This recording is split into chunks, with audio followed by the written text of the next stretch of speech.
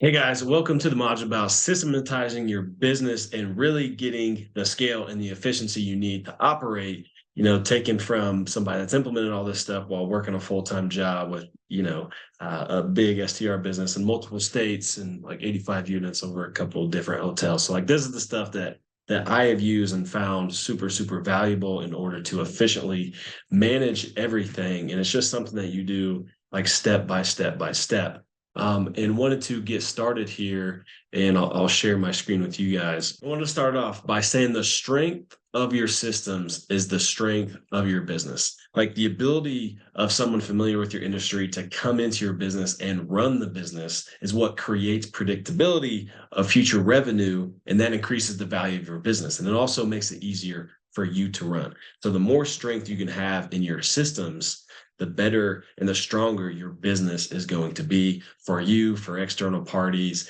for the people that work in your business, and so on and so forth. And I think ultimately, like your goal should be to scale your business to make it sellable, whether you actually want to or not. Like it is the efficiency and the ease of management that actually creates the value in a business transaction. So you want to think like a bigger business owner and put systems in place not to necessarily sell the business, but to make it efficient for you to operate. And that is what creates value. So if you think about it, like I'm building this to become sellable, then you create a business that's worth buying because it has, layers of management. The owner operator, you in this case, is not the one doing everything. And you really have an efficient business that you can run and scale from there. Now, your focus through this section should be to remove yourself from the day-to-day. Like your Airbnb guests shouldn't be calling you. Like they should be calling, messaging, and getting serviced and taken care of. That should not be done by you. Like you've got bigger things to do, bigger things to worry about. You're pushing the business forward. And then one of the things is you can use technology to outsource and then staff as revenue permits. So there's things you can use, dynamic pricing software, obviously, which a lot of you are probably using already. Task management softwares, even AI softwares now. Like there's things you can do that's can get things off your plate without you having to spend a bunch of money to hire a person just yet, but you do want to get to that point. And ultimately, you want to get to a place where you put a team in place with functional responsibility. So think your big functions like finance and underwriting, acquisitions, guest relations, revenue management, all those different things, sales marketing, like those are the big pieces that you want to start to like take that hat off your head, put it on someone else, then train them and let them run with that. And we're going to talk about how you can do that in this module. So before we get into that, wanted to talk to you just overarchingly about the tech stack here. And this is how my business is set up. Yours, I'm sure, will look very similar, whether you use a different PMS, a different task management software, like based on your own preferences. But this is how I have it set up just for reference. And I'll put this in the resources for the file so you can kind of see how everything links together. So Guesty is our central hub as the property management system. It was HostAway before, but HostAway had some limitations that don't want to necessarily get into here, but the financial reporting wasn't that great. And there's just some other issues. Guesty, I'll say no PMS software is perfect, but I do like Guesty. Been using it for the last 2 months or so, and appreciate it so far. It's been a good system. Then we have Remote Lock for our smart lock management, a combination of Google Drive and Notion for our file management. And what that looks like is essentially all of the documents live in Google Drive, where we will essentially create them, update them, whatever. And then there's a link to Notion where that's like the mind map. And we'll share Notion with you guys. I think you'll find that pretty valuable. That's what our team uses to access things like Google Drive can be not so user friendly, like things are really buried in there, but you can set up Notion in a way to really like visualize how your files are saved.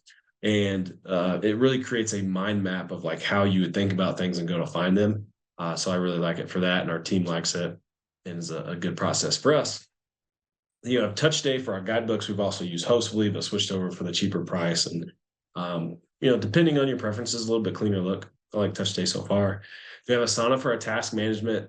So we'll do everything for our to-do list for our business, all the things that we got to get done. We assign accountability and due dates to those things. We also have like our due diligence checklist for new purchases. We have broken out by the property of stuff we have to do. That way we can really, map out there's just, when you get into a business like this, there's a lot of stuff to do, right? So Asana is a really good way for us to keep that all together.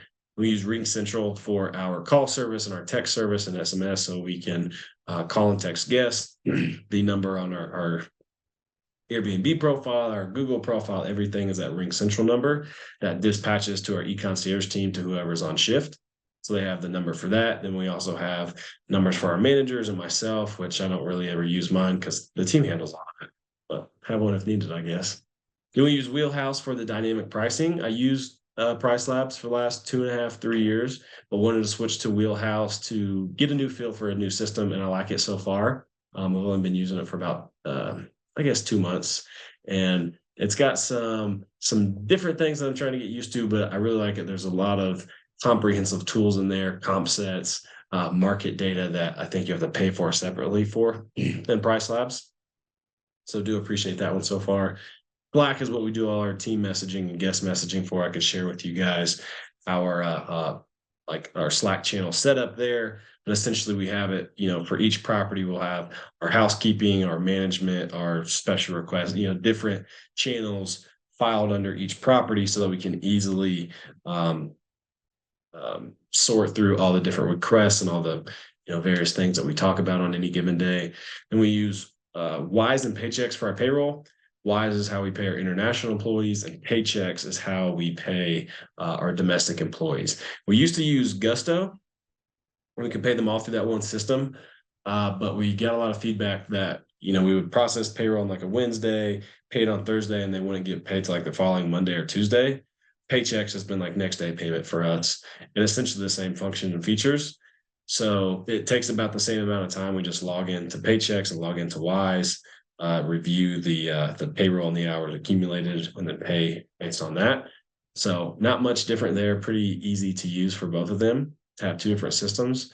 We may switch back in the future, but we're giving this one a run to see, just different systems than what we used in the past, making sure we can find efficiencies and economies of scale where needed on our systems. But this is the overarching tech stack that we use in the business today. All right. Now, I want to talk to you about adding systems to your business, really creating the layers that that you need to create to have an efficient business. And what I'm going to talk to you about is identify, document, package, and train. And then the last step is manage. So the big part of this is identify, document, and package, which identifying your core process here is what we're going to talk about. And these could be things like messaging your guests, or responding to inquiries, or screening your guests, or resolutions and refunds. Like, what is that core process, or what is that core thing where we need a process, where we're spending a lot of time, it's really efficient, and it's something that's a repeatable thing. Like if you do it more than twice, probably something you could create a process for and build into the overarching systems in your business. And then next is document your core processes. So this is where you want, like, after you identify, you're going to document, and you could do this while doing like a video. So while you're doing it, use like a Loom or Zoom screen share and record it. And then the goal for you is to, or for any business, to seek constant efficiency and improvement. Like, no one likes the stale SOP binder up on the shelf collecting dust that never really gets used. And like, you spend all your time drafting these process, putting it in a document, laminating it, doing the formatting, and then nobody ever uses it. But you can just record yourself doing and going through the process, and then like even use a transcription software that will put text on your voice to create the read over text, so that if they're a visual learner, whatever, if they got to read it and see it, like they have different ways to do that. Or you can just have like your VA write out the transcript along with your recorded version. So you could do that and then create that transcript, and then you have a video documented with your subtitles on there, and then you can transcript that into a written, but like a light step-by-step guide, so people can easily follow that process. But the documentation piece is, kind of where everything comes together. And if you do this wrong or inefficiently, then the process really becomes unusable. So the more you can do video walkthroughs, text and visuals on screen, if you're able to, subtitles, like make it more visually appealing and walking through the process. Like a good example would be filing your TOT taxes, like your short-term rental taxes for your area, would be like you recording yourself, logging into the portal, going in there, like putting in the password, clicking on all the links you need to input like your gross revenue, your tax rate, getting down to like the taxes that you need to pay for that month, then putting in your payment information and submitting, then saving that invoice into the Google Drive or wherever to get it to your accountant. Like that whole process can then, like you're recording that, then you upload that to your Google Drive, share it with your VAs, and then they do that every month. And then you're saving what? That might be 20, 30 minutes every single month times however many properties you have. You could be saving hours a month. And that's what we did. And that stuff adds up the more you do this in your business. So documenting is super, super important. The next one is packages. So a great system doesn't do any good if people don't know how to access it. So for this one, you want to make it simple. So for us, we use Google Drive for the documents, similar to the operations folder that you guys have all seen. So like all that stuff is in there in our Google Drive. But then we also use Notion and have a kind of a snip of that here. And like I mentioned earlier, it's like a visual mind map of your documents, of your policies. So we have like our master FAQs for every property. We also have like photos of each property so that they can easily access them, go into the FAQs for that property, the check-in procedures, the checkout time, where to park, all those different things by property. Then we have our different listings, like of all the amenities, all the amenities that are in each property, the tech stack. Like this is where Notion is where they go to get all this information, super accessible and easy to use for them. So again, cutting down the barriers of them actually using the system once it's documented. Like we don't want to spend all that time and it not be used. So then this is where kind of diverting from or adding on to the identify, document, and package is then you have to train. Like this is where I've found after doing so many iterations of this, you can't just put it out there and tell people how to access it or where to access it. Like you have to walk them through it. So like we talked about on the last module is like doing it with them, they do it and you're with them, and then they do it and you monitor. So like you go through those different phases within training. So you roll out your documented processes to your team, have them operate and then give you feedback. And then they own that process. Like once they learn it and they're trained, they are the one, like the process owner of that thing. Maybe it's like that filing the TOT taxes, like I mentioned, then your team does a subsequent training. So imagine the tax payment portal updates and changes, or like your payment information changes, like then it's on them to create the new process to then, document and then package it and then train whoever's going to do that next time or just for themselves. So once you hand it off to them and then you train them, now they own it. They're running with it. They're making future updates. They're training, future hires and all those different kind of things. Then that's where you start to see the efficiency. Like you don't have to do the thing every time because you've handed off the responsibility to them by training them effectively. Then finally, all you got to do is manage. I say all you got to do, but this is, your job as the leader, as the entrepreneur, is to let your people own that process. And the 4Ds that come out of Clockwork, which I really, really like that book. If you haven't read it, would also recommend, is do, decide, delegate, and design. Like you should be letting your team do, then you decide less, you delegate more, and you spend more time designing your business and pushing it forward. Like, and it's also important to understand, like your team needs to be doing, but you also need to be doing what drives your business. So you don't just hand everything off and like sit back unless like that's the phase, but you're in growth mode, right? You should be looking at more deals, talking to brokers, and outsourcing, putting those systems in place, empowering your team so that you can be freed up to do the things that's going to like add to the business, add the top line revenue, right? As the entrepreneur, that's what you should be focused on. And that's what really, is like the rocket fuel for your guys' growth. The intent is for you to spend more time doing the high value, high leverage tasks. All right.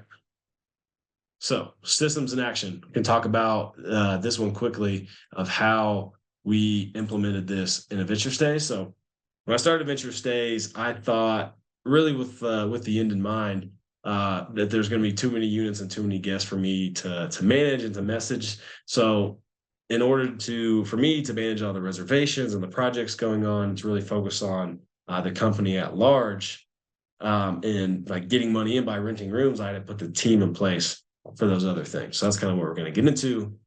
So identify, document, package. So identified my core processes of messaging.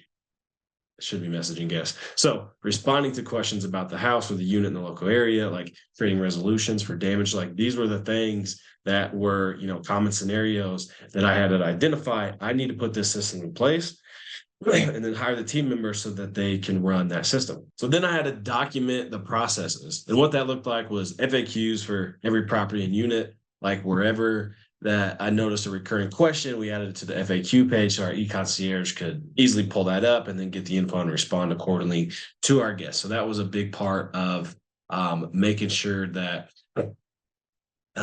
like putting those systems in place for them without like seeing the properties, without being at the units. Like they need to have an understanding of how to actually guide these guests to get the answers that they needed. So then created as part of that, created the guidebooks to get the team more familiar and also for the guests, really as a way to try to answer the questions before they ever got asked. So I wanted my team to know how the properties were laid out, where the washer and dryers were located, and the detergent and drying sheets, things like that, how to use the appliances, and put all that in the guidebooks, and then walk my team through that so that they could help the guests with it, because I didn't want to have to be doing that every time, because what will happen a lot of times is you'll hire the person to do the thing and then they just ask you questions every time. So that's like the delegate piece, is they always come to you to make that decision and you can never fully delegate that process. So like the better you can document and just train and really empower them to run with what they have, with the systems that you put in place, you can keep that stuff kind of like take the monkey off your back, put it back on theirs when they try to give it to you. And then we built an e-concierge process with explanations and step-by-step for each of the processes, and then just like a decision tree workflow. So it's like if thens, like if this happens, then do this. If that happens, then do this, and just working them down. And again, all this stuff is in the operations folder for you guys to see this e-concierge process. But we really want it to be comprehensive because it's such a there's so many different variables that go into it. So we want to highlight all of those, right? It could be weather inquiries or requests about, like, we might have hurricanes in Florida. We have snowstorms in Tahoe. When guests ask like, hey, is, your place still open? Like, we want them to go look up the weather and see the weather reports without having to ask us. And then put in the layers of they would communicate with the property managers about that stuff rather than us. But it's just those different things that we can put in place. And that's where all these documents lived. Then, like we talked about before, how to package it for our team to access. And what that looked like was filing it all on Google Drive from the master spiels of all the questions that they would receive, the FAQs, screening guests and those guidelines, that process and the e-concierge process for them to learn. And we put it all in Notion so that they could see how the listings were set up. They could see how every property was set up, what amenities were there. Like if a guest asked, is there a hairdryer? Is there an iron? Like they can easily go look that up in 2 minutes because they know where to access this stuff. So it's just mind mapping out what the thinking process will go through of like, they asked this, where do I find this about that property? Then it becomes really efficient for them to get in here, find the information that they need. So I'm gonna link our Notion link for you guys in the resources as well. And then we trained. This is I think, probably the most important part of the whole process, is like, once all this was up, I trained our head of e-concierge and our ops manager, and then the head of e-concierge ran that process and then handled our e-concierge team. But the head of e-concierge had the 3 or 4 or 5 e-concierge members below them and managed that team. And the ops manager owned the process and accountability as like the functional head of that team. So I trained them, and it took time, right? Doing it with them, showing them how to do it, and then them going through it and me observing and then just managing them, but training them over that process. And then the head of e-concierge trained all of the e-concierge members after that. So I had to train one time and, like onboard and make sure that the process is running smooth. And then that person I trained everybody else under them. Kind of a hack to get more efficiency out of your business. And then manage. So it's just ongoing. Like I would do the quality control check and the processes and make sure our guests were being served well. So I was, QC check-ins, our message threads, our response times, our e-concierge weekly meetings on that L10 meeting, like getting feedback from them. And then when I caught an error or a bottleneck, I would just work on that and do the same thing. I would document, package, train, and then roll out the implementation of that update and then continue to oversee and manage the process. So it's kind of like this loop of, make the identify, document, implement, and then you just keep going as you make updates there. It becomes much more manageable once everybody is aware of the process. And then you just continue to improve and scale. Like I just continue to improve and scale myself out as the revenue increased, and I hired a guest experience manager who took over that role and more off my plate. So then she would do the QC, the quality control checks, and the weekly concierge meetings, and updates with the manager, fixing the processes, making it better, making sure our guests were served well. So that's something I elevated again out of that, and then I would manage her to make sure, like, at that point, I'm making sure that the KPIs are being hit, right? Because those are where I see the levers that can be pulled. And she was much more in the hands-on positions there. So that's how this tangibly worked in my own business, running through the system. And then this is what you do for each area or function of your business. You identify each process and systematically work on it until it's done. The key is to focus on on that thing at one at a time. Because if you try to do this across your whole business, you're going to you're not going to be able to get all the plates spinning. They're all going to fall and break. So build, or another analogy for you guys, build the bridge, get across to that island, get that process done, come back to headquarters, that main island, and build that next bridge to the other island. So focus on one thing at a time so you can actually see progress in your business as you're making the systems.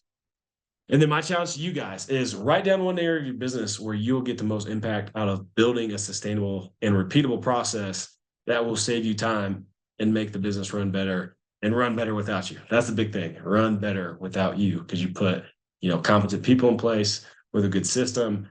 And, a lot of times you'll find people with full-time focus do it nearly as good as you, or just as good or better than you, because you give them 20% effort to 5 different things.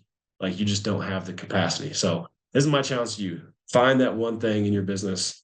We'll talk about that on the meeting next week, and hopefully get you some progress there. And the cool thing is you guys already have a head start. So all the processes that you need to identify for your boutique hotel operation are already identified for you and created for you to implement in your business, in the operations order, like I've mentioned. So your, refund resolutions, your e-concierge training, your property manager training, your scorecard, all the different EOS tools that we'll get into that, we'll talk about in this next one, is actually implementing EOS in this operational system, in this operational environment that everybody runs on. But this is the cool thing for you guys. Super excited to help with this. And, don't take these things for granted. Put these in place, use them, adapt them as you see fit for your own business as well. What worked, exactly in my business might not work exactly in yours, but at least you have the framework and the template to easily adapt, right? A lot of the stuff, quick example, a lot of stuff I do on social media, we use ChatGPT or something like that to give me a template or an outline of, what to create or what to put in the caption. I don't have to spend the time thinking of every different post or every different video or whatever. It really reduces the time. That's the same thing here. You guys have the ability to set up this full operational environment in this framework.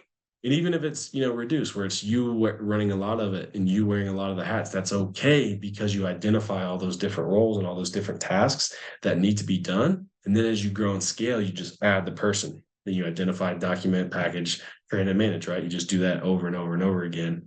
And that is where you guys really create some magic on the operation side. So I hope this was helpful for you guys. Then next, we'll get into creating the operational environment using EOS, like I mentioned a few times. So we'll get into that.